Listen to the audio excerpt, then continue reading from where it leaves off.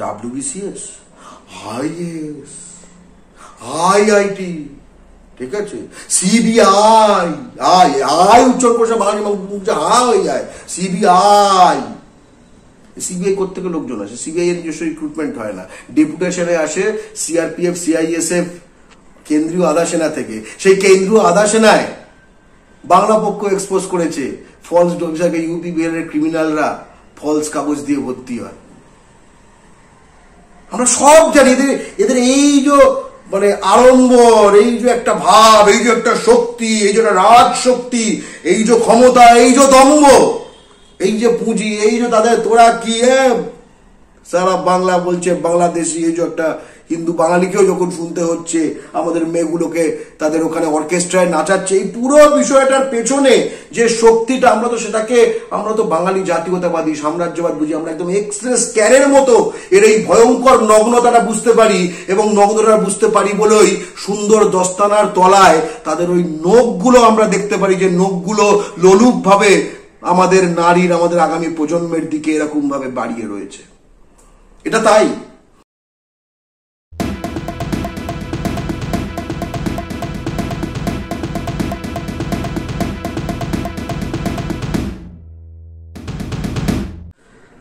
রাজ্য থেকে কেন্দ্র সর্বত্র কোথাও কি একটা দুর্নীতির আঁতুর ঘর তৈরি হয়েছে বলা চলে। রাজ্যে যেমন আমরা টেটকে কেন্দ্র করে এত দুর্নীতি দেখলাম, ঠিক তেমনি ভাবে কেন্দ্রতে নিট থেকে নিট সর্বত্র দুর্নীতি। রাজ্যের শিক্ষামন্ত্রী পার্থ চট্টোপাধ্যায় অনেক আগেই তিনি অ্যারেস্ট হয়েছেন, তিনি জেলে রয়েছেন। আপনারা এবং আরো অন্যান্য বহু সংগঠন যারা দাবি তুলেছেন যে কেন্দ্রীয় শিক্ষামন্ত্রী ধর্মেন্দ্র প্রধান পদত্যাগ করুন, কোথাও গিয়ে যে কথাটা বারবার উঠে আসছে যে রাজ্য কেন্দ্র একটা জেনারেশনকে কোথাও গিয়ে একটা যেন কফিনের মধ্যে ঢুকিয়ে দিচ্ছে, এই প্রসঙ্গে আপনি কি বলবেন? ব্যাপারটা তো সহজ না। আমরা কেন্দ্রীয় সরকার কোনো শিক্ষামন্ত্রী পদত্যাগ দাবি করিনি, আমরা জানি এসব করে কিছু হবে না, ঠিক আছে। রাজ্যের শিক্ষামন্ত্রী বদলে গেল মানে তার জায়গায় ব্রাত্য বসু এলো, সেখানে পার্থ চট্টোপাধ্যায় যেটুকু জানা যাচ্ছে নিজস্ব নেটওয়ার্ক ছিল, এইসব কুন্তল মুন্তল এইসব ধরে ঠরে। ব্রাত্য বসুর গেম আলাদা, তার টাস্ক আলাদা, এবং বুঝতে পারছি যে ব্রাত্য বসু যবে থেকে টেকওভার করেছে সিচুয়েশন স্লাইটলি ডিফারেন্ট।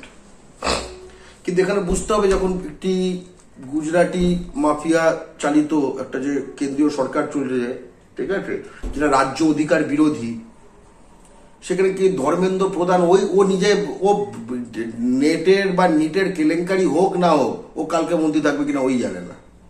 ধরো কোনো কেলেঙ্কারি নেই, ধরো সব ঠিক আছে, তবুও কালকে মন্ত্রী থাকবে না, ও থাকবে কিনা ও জানে না। এটা অন্যরকম সময়, ঠিক আছে।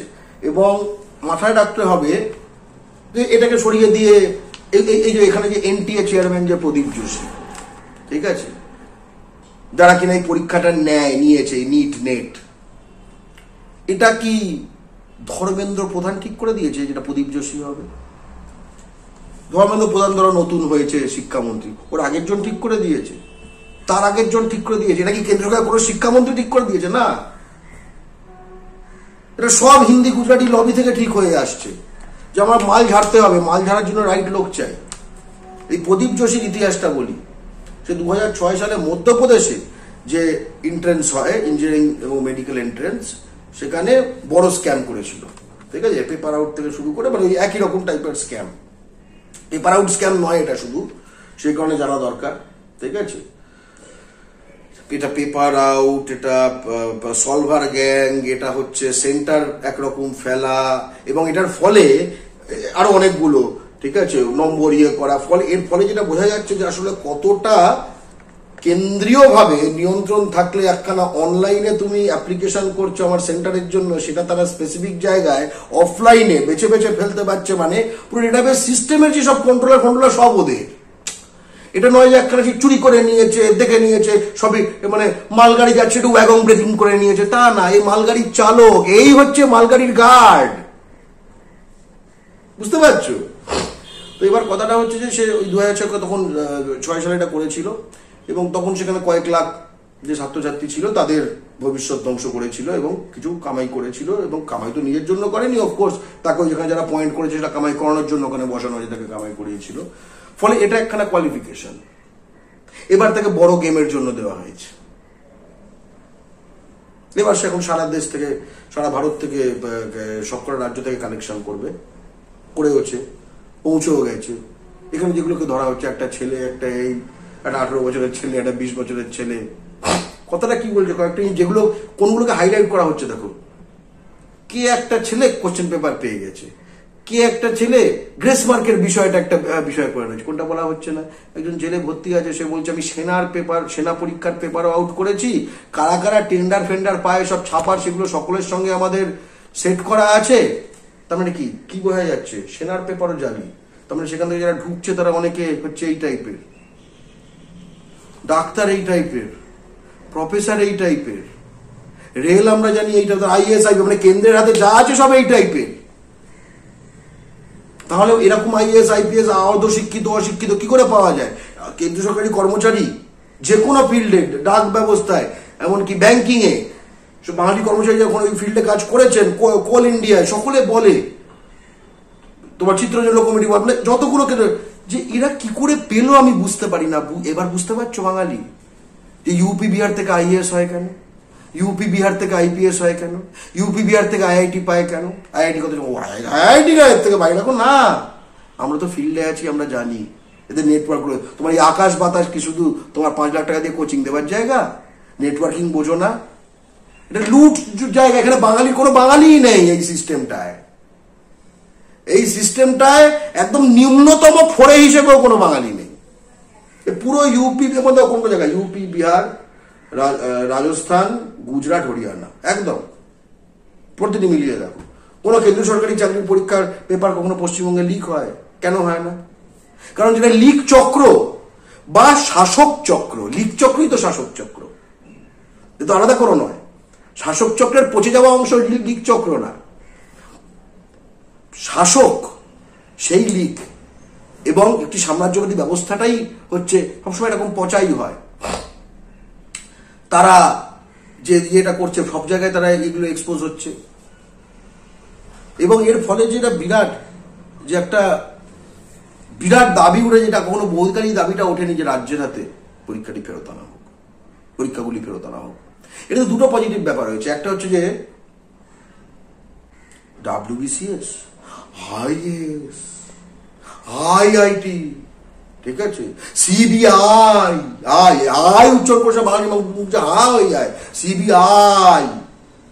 CBI করতে গেলে লোকজন আসে, CBI এর নিজস্ব রিক্রুটমেন্ট হয় না, ডেপুটেশনে আসে CRPF CISF কেন্দ্রীয় আধা সেনা থেকে। সেই কেন্দ্রীয় আধা সেনায় বাংলা পক্ষ এক্সপোজ করেছে ফলস অফিসারকে, ইউপি বিহারের ক্রিমিনালরা ফলস কাগজ দিয়ে ভর্তি হয়। আমরা সব জানি এদের এই যে মানে আড়ম্বর, এই যে একটা ভাব, এই যে একটা শক্তি, এই যে একটা রাজ শক্তি, এই যে ক্ষমতা, এই যে দম্ভ, এই যে পুঁজি, এই যে তাদের তোরা কি সারা বাংলা বলছে বাংলাদেশি, এই যে একটা হিন্দু বাঙালিকেও যখন শুনতে হচ্ছে আমাদের মেয়েগুলোকে তাদের ওখানে অর্কেস্ট্রায় নাচাচ্ছে, এই পুরো বিষয়টার পেছনে যে শক্তিটা, আমরা তো বাঙালি জাতীয়তাবাদী সাম্রাজ্যবাদ বুঝি, আমরা একদম এক্সপ্রেস ক্যারের মতো এর এই ভয়ঙ্কর নগ্নতাটা বুঝতে পারি, এবং নগ্নতা বুঝতে পারি বলেই সুন্দর দস্তানার তলায় তাদের ওই নখগুলো আমরা দেখতে পারি, যে নখগুলো লোলুপ ভাবে আমাদের নারীর, আমাদের আগামী প্রজন্মের দিকে এরকম ভাবে বাড়িয়ে রয়েছে। এটা তাই রাজ্যের হাতে জিনিসগুলো ফেরত আসা দরকার। কেন? দুটো দিক থেকে আমরা এটাকে আর্গিউ করতে পারি। টেট ফেড কেলেঙ্কারি করে দিল, এই যে তারপরে SSC করে দিল। এটা এমন একটা সংগঠন থেকে আমরা বলছি যারা SSC টেট এই প্রতিটি প্রশ্নে পথে নেমে লড়াই করেছে, যারা প্রতারিত হয়েছে তাদের পক্ষে। মানে রেকর্ড আছে, ভিডিও আছে, ছবি আছে, খবরের কাগজে বিবৃতি আছে। সেই জায়গা থেকে আমরা বলছি। আপনারা দেখছেন আওয়াজ, রোজকারের হক কথা। ফর মোর আপডেটস অ্যাবাউট আওয়াজ, please subscribe our YouTube channel.